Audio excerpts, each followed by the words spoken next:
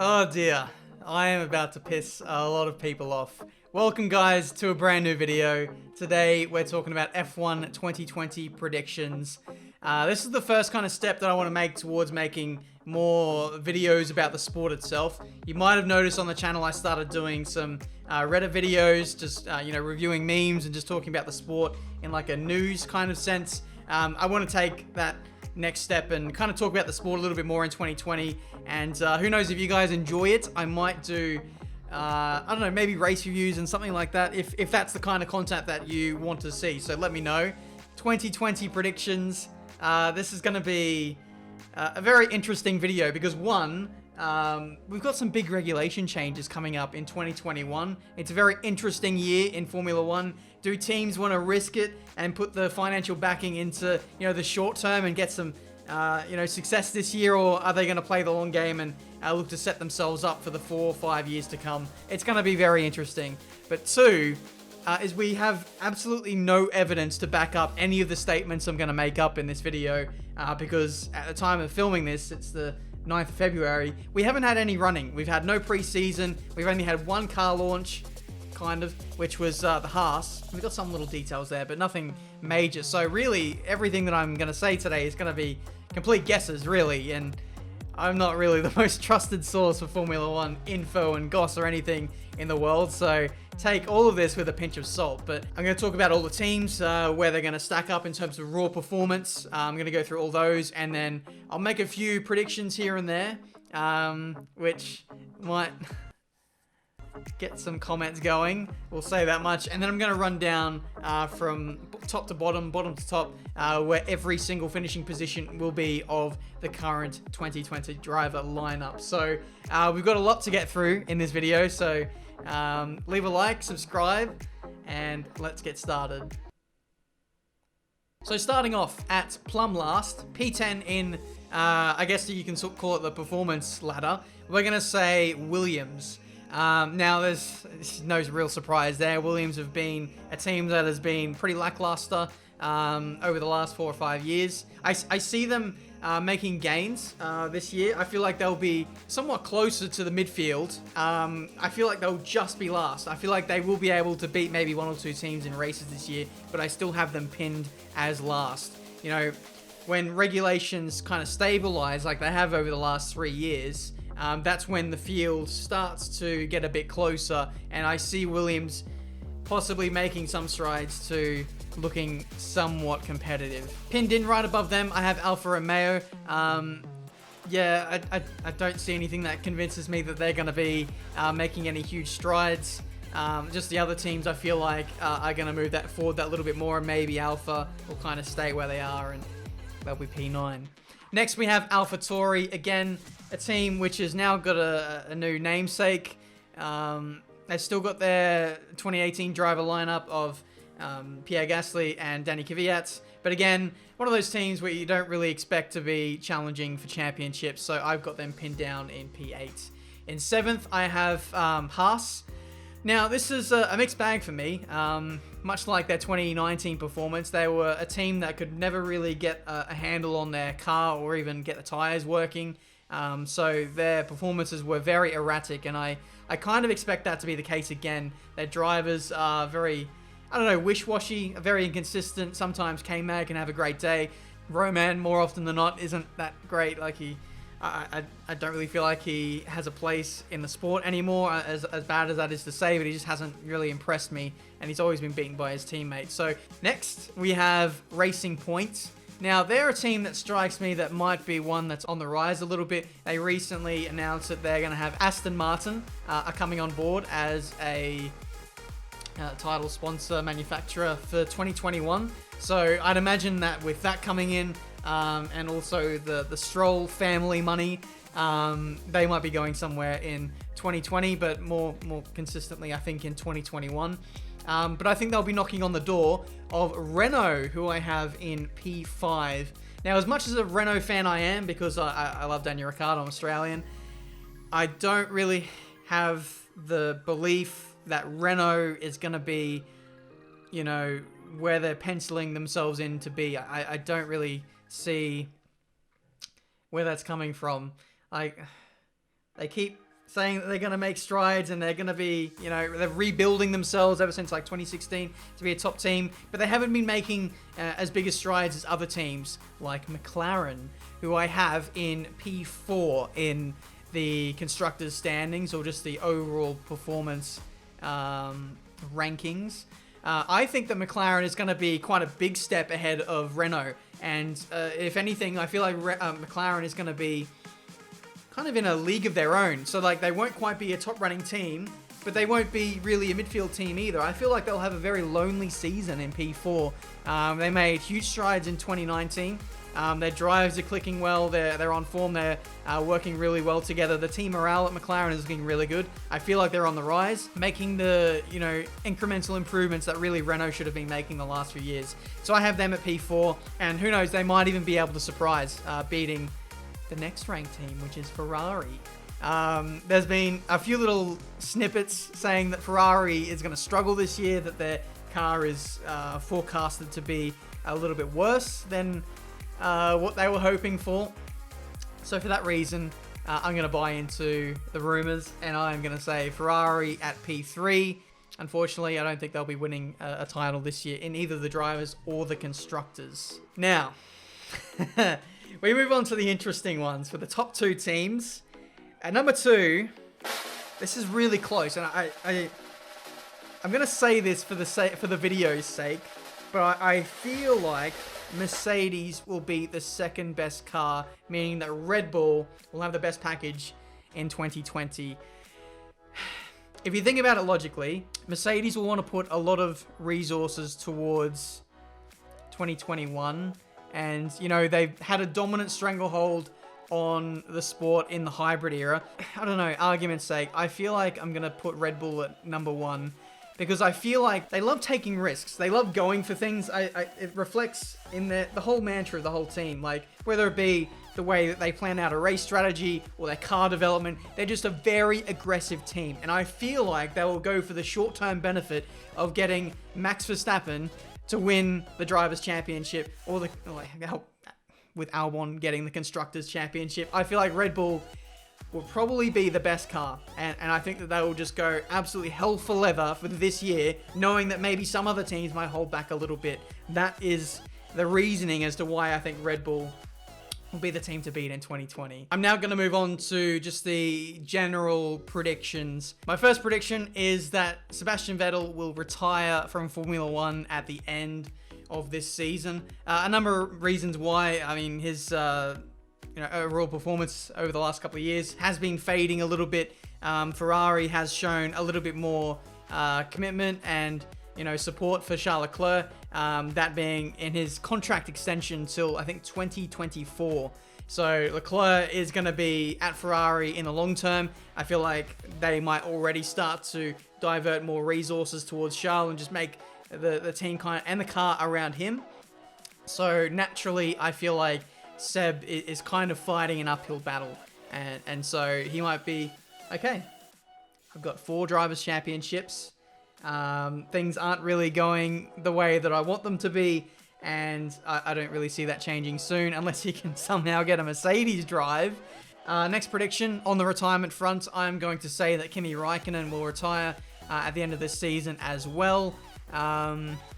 Yeah, I feel like Alfa Romeo might probably go for youth going forward into the 2021 season. And I think maybe Raikkonen will just be done with the sport by the end of this year anyway. Next prediction, I think Albon will be a regular podium contender, especially if Red Bull is going to be the team to beat in 2020. He impressed me a lot in his short stint with Red Bull in the second half of last year. I mean, he was, fighting his way through the field. He was making bold overtakes. Hell, he was even fighting with the big boys in Brazil. So I feel like he would have taken a lot of confidence out of, the back end of last year. He's got the whole preseason to prepare, and I feel like he's dealt with the pressure and the expectation of Red Bull, and I feel like he can just do his own thing this year. And with much better preparation, I feel like he will be able to take the fight to maybe the Leclercs, the Sebastian Vettels, the Valtteri Bottas's of the world. And yeah, I feel like he will get quite a few podiums. And maybe even, this isn't on my list, but I think he might get a race win this year. So watch out for Albon to surprise. Next, I think that with Esteban Ocon now coming into Renault, I feel like Ricciardo and Ocon might crash a few times. I feel like Ocon, you know, he's just had a year or so out of the sport. He's now got to prove himself again.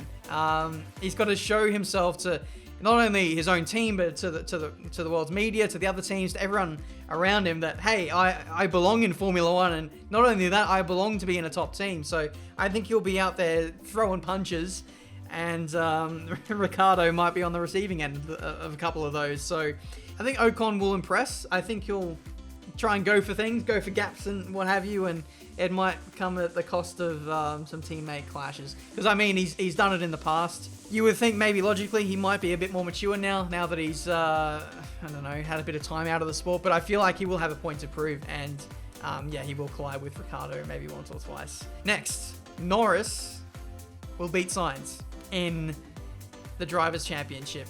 Don't get me wrong, Carlos Sainz is a really good driver, but you know, Lando was already out qualifying Sainz last year, and I feel like now with a year of maturity, a year of experience within the sport, I feel like Lando might take it to that next level after his rookie year. So I feel like he might consistently beat Sainz. Next, and this one is much less of a out there prediction. I feel like it'll be more of the same at Mercedes. I think that Hamilton will absolutely dominate the teammate rivalry. Valtteri Bottas 3.0 might come out for the first few races, but Hamilton is way too consistent for Valtteri, and I just don't think he'll be able to roll with him once again. So Hamilton's going to be supremely motivated to beat all of Schumi's records this year, to get his 7th world title, to beat his overall number of race wins of 91. So I think Hamilton will set out to beat as many of those as he can. I can't say this next prediction because that will spoil where I've placed all the drivers. So what I'm going to do is I'm going to go through all the drivers and I'm going to come to these final 2 predictions. So we're going to kick things off with number 20. We have Nicholas Latifi, I think the only rookie to enter the sport in 2020. So I just want to say a big round of applause to Nicholas Latifi for winning Rookie of the Year for F1 2020. Well done, son. You've done a great job. Even if you crash and burn first race and get kicked out, you'll probably still win Rookie of the Season. Number 19, we have George Russell. He's going to be his teammate, I think. Quite obviously, Russell is a really good talent. I feel like one day he'll end up at like a Racing Point or a Mercedes. He's proven himself in junior formulas. He's proven himself last year. And I think he'll continue to raise the bar for Williams. I think his finishing position will ultimately depend on where the car is, really. And I still see Williams being the slowest car, unfortunately. So I have to pencil him in at P19. In 18th place, I have Kimi Räikkönen. Räikkönen, he is getting on in age, so you'd think that form slump would go down, his reaction times, or I don't know. I just feel like there's a natural drop-off as you go with age, and I feel like the motivation for Räikkönen might really drop off in the second half of the season. So I've got him in at P18. I don't think the Alfa Romeo will be an overly fantastic car either, which certainly won't help. P17, I've got Romain Grosjean. I think he's going to have a topsy-turvy year in the Haas, which itself is a tipsy-toppy car. P17, and it could even be Grosjean's last year in the sport too. In P16, we have Giovinazzi. I feel like maybe that experience will start to pay off for him now. He's been in the sport a couple of years now, and who knows, he might surprise and beat Räikkönen. So I've got him in at P16. In P15, I've got Danny Kvyat. Not really know what too much to say about Kvyat. He's been impressive here or there. He got a podium last year at Germany, but he still is a little bit inconsistent, does get himself involved in the odd crash or two. But again, that's more I think his position in the championship is more reflective of where the car will be. So P15, about sandwiched right in front of him, I have his teammate, Pierre Gasly. Feel like these two guys are on a similar level, but I feel like Pierre naturally suits the Toro Rosso a little bit more. And I feel like he's that little bit more consistent than what Kvyat is. So I've got him in at P14. Next, we have Lance Stroll with the daddy money in the Racing Point. I think he's going to be in P13. The drivers that I've got slotted in ahead of him are either going to be in better cars, or I feel like they have just a little bit more talent than what he does. P13, that's where you're staying. P12, we have Esteban Ocon. Again, I don't think Renault is going to move overly forward, and so I've got him penciled in at P12. I think he's going to have a few crashes this year. Might be a little bit inconsistent. First year back in F1, so that's where I've got him in, just outside the top 10. And speaking of just outside the top 10, we have 11th place, and I give that to Kevin Magnussen in the Haas. Yeah, I think it's going to be a little bit of an inconsistent season, but Magnussen on his day has the potential to pull out those really good points finishes. Might even get a couple of top 5s here or there, depending on the track suits, the car, or if there's lots of crashes. I feel like he'll be pretty good, but not quite top 10 quality, unfortunately, for Magnussen. So now we move on to the top 10. We've got Sergio Perez, who is probably one of the most underrated drivers in the sport. Sergio, I don't know, I feel like he beats all of his teammates so far in his career. He pulls out that miracle podium when the car is not really deserving to be there, but, you know, he's great on his tires. He's very consistent. I feel like he's got a really good all-around package. So I feel like he's going to be the driving force behind Racing Point, getting a spot inside the top 10 for himself. Now, this one is a bit controversial, but I've got Carlos Sainz in P9, and I've got him below his teammate, and I've got him below a certain Renault driver. Could be a bad year for Sainz. He might have lots of unreliability, so I'm just going to take a punt and say P9. In 8th, I've got my man, Daniel Ricciardo, in P8. I think he'll be the leader at Renault, but again, I don't think the Renault is going to be better than the top 3 teams, and I feel like McLaren is going to be just that little bit, or quite a bit better than what Renault might be this year, so 8th place it is for him. Hopefully this year, he might get a podium, but if the car is exactly where it was last year, not a chance. P7, we have Lando Norris, so best of the rest. That belonged to Carlos Sainz last year, I believe, but I think Norris will get that simply because I don't know, he showed a lot of potential last year. He's got some good, talent.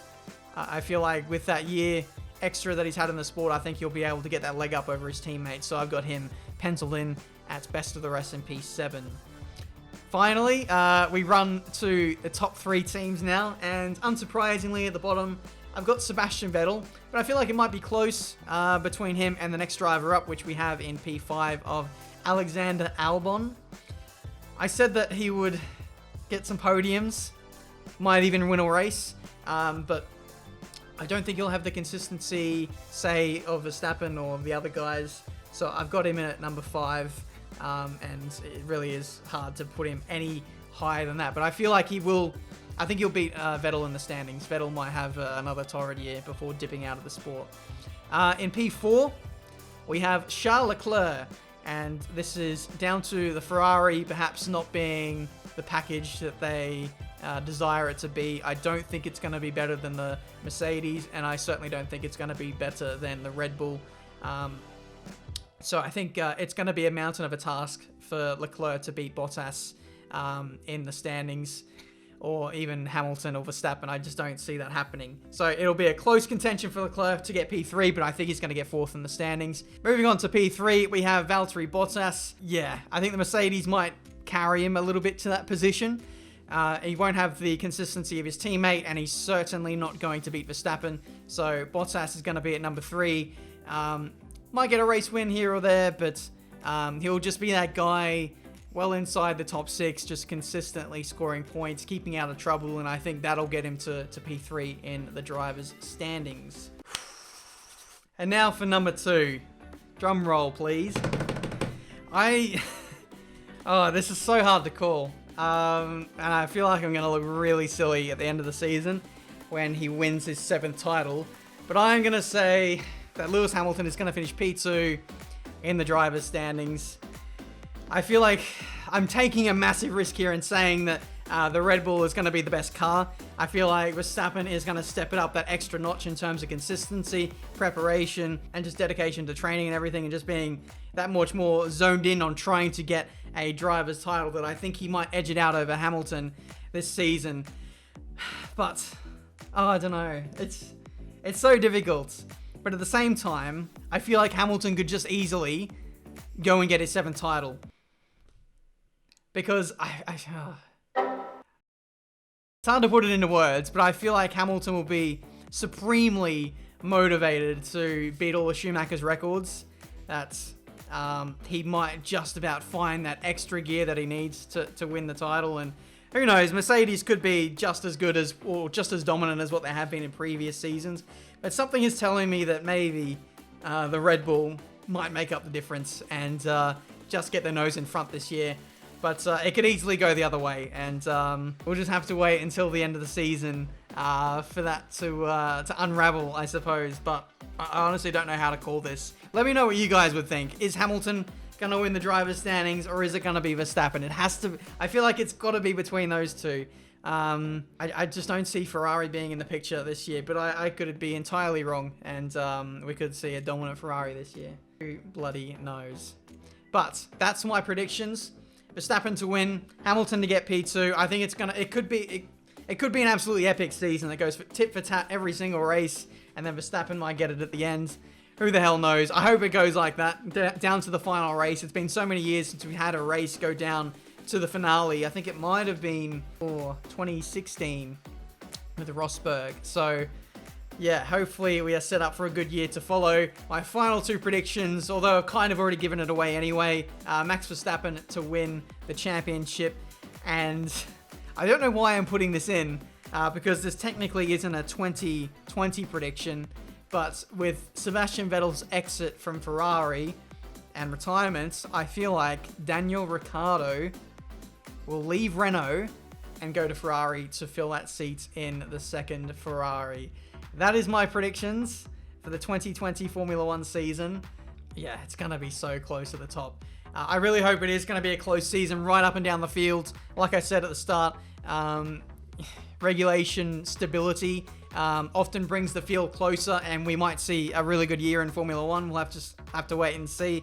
But then we've got 2021. The driver market is going to be all over the place. The car performances are going to be... Who the hell knows? We could see an entirely different sport next year, and the next couple of years in Formula 1 are set to be very exciting, no matter which way you look at it. And I just can't wait to get started with this season and then rolling on to the next. But that's my predictions for this year. Hopefully you guys enjoyed this video. Leave a like if you did enjoy. Subscribe to the channel if you're new to see plenty more F1 and racing game content. Let me know what your predictions are, whether it be the team list in terms of performance, or your top 20 for the driver's standings. I would love to know what your predictions are. I am just an idiot. I don't really read too much into F1 news and stuff, although I probably should, so I don't really have too much facts really to back up the statements that I've made. So I'm quite keen to come back and have a look at how wrong I was at the end of this year. But with that said, thank you so much for watching. Until the next one, I'll see you next time. In before Romain Grosjean wins the championship.